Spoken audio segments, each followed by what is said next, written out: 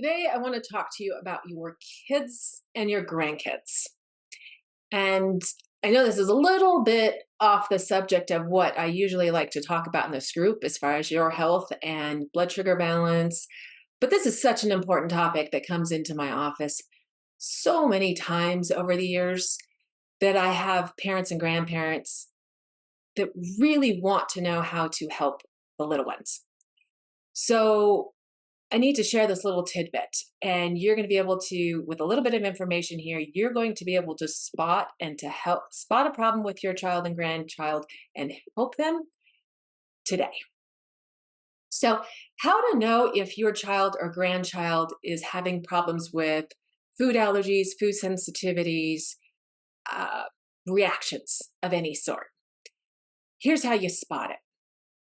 And I love this because you don't even have to spend thousands of dollars worth of tests and see the pediatrician and you're going to know today, just a second, what to do. So let me start out by saying with the premise that healthy kids are really, we're going to talk about the little ones for starters. Healthy kids are really pretty happy-go-lucky little beings.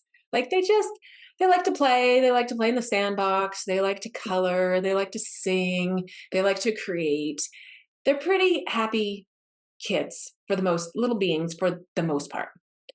But we've all seen the kids that, like Dr. Jekyll and Mr. Hyde, they turn on a dime and have a major outburst of anger, rage, frustration, like they fall apart.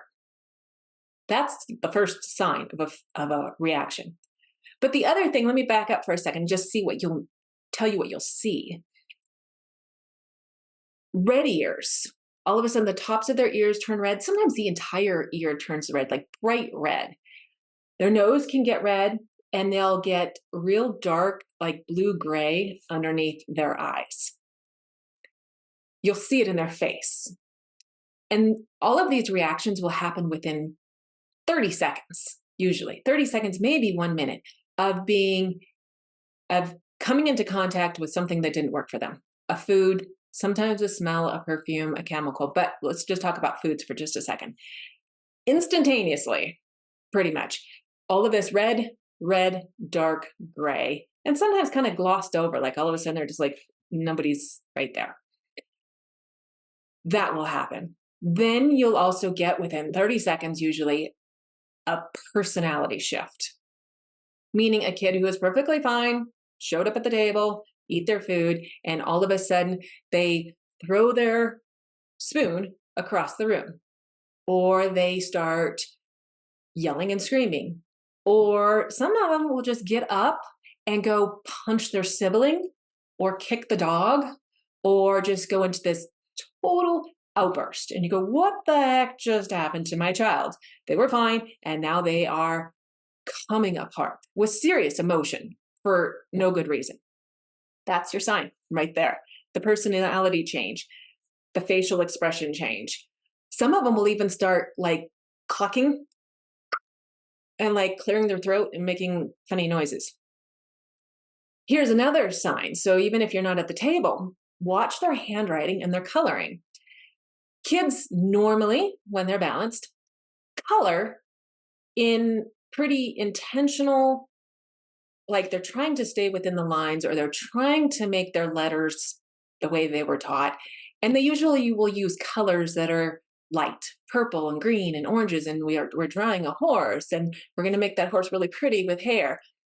And then all of a sudden they eat something and their color choices will change, usually to blacks and reds and purples and dark colors. They will turn around their pen, their crayon or their pencil, and they'll start going with this maneuver, and they start doing this coloring that's not even trying to stay in the lines. They're not trying to do anything other than get some anger and frustration out. And sometimes even the tone, if they're drawing, instead of cute little horses, turns into knives and blood and unhappy faces. That's your sign right there. It changes within 30 seconds.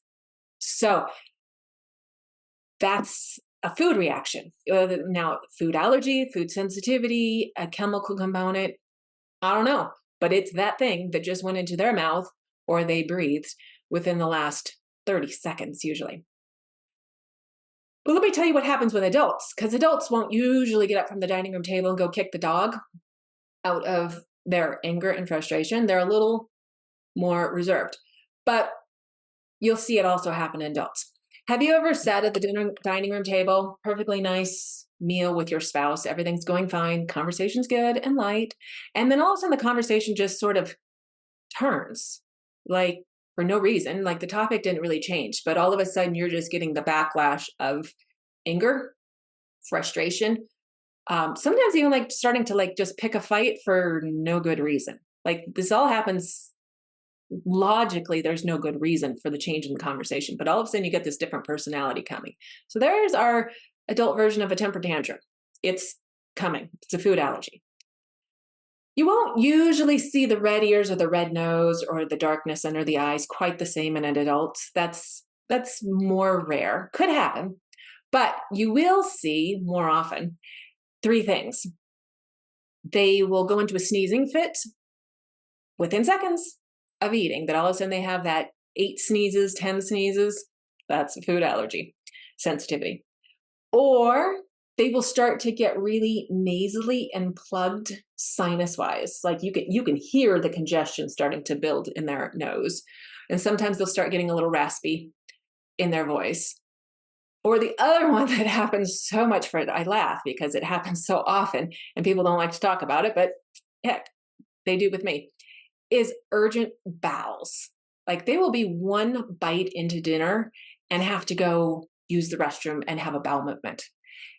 And you would think, well, how could that be a food allergy? They haven't even like hardly swallowed it yet. Like they can't be leaving what just got into the mouth. No, it's not it didn't get digested. You're very right in thinking that. But by just landing on the tongue, it triggers this whole neurological cascade. I mean, your tongue is sitting like 1 inch from your brain, and there's tremendous amount of neurology in the mouth. So the brain all of a sudden went on high alert, panic, something's coming, I don't like it. We're just going to shake the whole system like an earthquake and go right now and see if we can start to move this stuff out. And of course, you're not moving that bite out, but the whole system just gets rattled in a stress response and their urgent bowels. So anytime you see an adult who does that, and some of them do it a lot, like restaurant food, they're just always in the bathroom with bowel urgency. That's not normal. There's your sign. So, quick story about back to the little ones for a second of how this goes. And what I tend to see sometimes in my office is I have this mom on my table, and my office visits are fairly lengthy, but she had her little one with her. So it was about 4 years old, and she's sitting in the corner of the room, happily swinging her feet from my chair and coloring and kind of even singing. She's just happy for about a half an hour. Cutest little thing. And then all of a sudden she was like, "Yeah, Mom, do you have something to eat? I'm hungry." And Mom, laying on my table, said, "Sure, go grab whatever's in my purse. You can have whatever's in my purse." So the little one goes over there, grabs a piece of gum, sticks it in her mouth, and within 30 seconds, this child falls apart. She is on her back in my office, stomping her feet, screaming at the top of her lungs, yelling at her mom, asking when she can leave because she can't take it anymore, evidently. And the mom is horrified and embarrassed and can't get this little one under control. And I know, and the mom doesn't even know why this happened, but I know from watching this little one with a beautiful disposition, doing such a great job hanging in with this longer office visit, and then seeing her shift in 30 seconds to this creature, we'll just call her that. I mean, with a few more seconds, she's got her feet on my walls. I had to repaint my walls ultimately. Like, you're just like, what the heck just happened here? So that's just an example. It's the gum, it's the food dyes, it's the artificial sugars, it's whatever else is in there, that toxicity. It happens that fast. So I want to point this out to you, parents, grandparents, so that you can see your child doesn't need to be medicated. They're not bad little beings. They don't have character problems, personality problems, whatever. Because I can only imagine it's got to be frustrating if you're seeing this happen all the time. They're just reacting and they're doing the best that they can. And kids can't control their emotions very well. So you just see it display more in kids, but it's happening in adults. So, what I would really encourage parents and even grandparents maybe are a little easier to see the problem because they're not around those kids sometimes as much. They can see the Jekyll and Hyde go on. And so take note when you've got a happy little one that's just playing in their own little world, and then all of a sudden they eat something or they have a sudden shift in personality, facial expression. Um, Watch for that. Watch for that. And 30 seconds, make note of it, keep a journal, and then start removing those foods from their diet and being a detective. Maybe it's gluten, maybe it's dairy, maybe it's red number 40, yellow number 5. It could be anything. It could be an air freshener in your house. But anytime you get that major personality shift, you get that facial expression change, color, you get coloring and handwriting changes, that's your sign right there. I 100% guarantee it. And now that you know what to look for, you can start to be a detective and help those little ones out because the pediatrician's not going to find it. These little ones just go get medicated, but the medication didn't remove the offending trigger, whatever that is, and they would so like to be in their own being balanced and happy and content. And you can help them out just knowing these little tidbits to look for. So today, if you see any of these, or even your spouse, watch what happens and just watch what happens and share with the group if you notice it. And I know you will, because I see it all the time. I see it in the grocery store. I see it in Costco. I see it in my office. Like these little ones are just kind of struggling. And I want to help you, parents and grandparents, have a huge strategy to help these little ones out and get them to be healthier. So I hope this helps. Have a great week, and we'll talk again soon.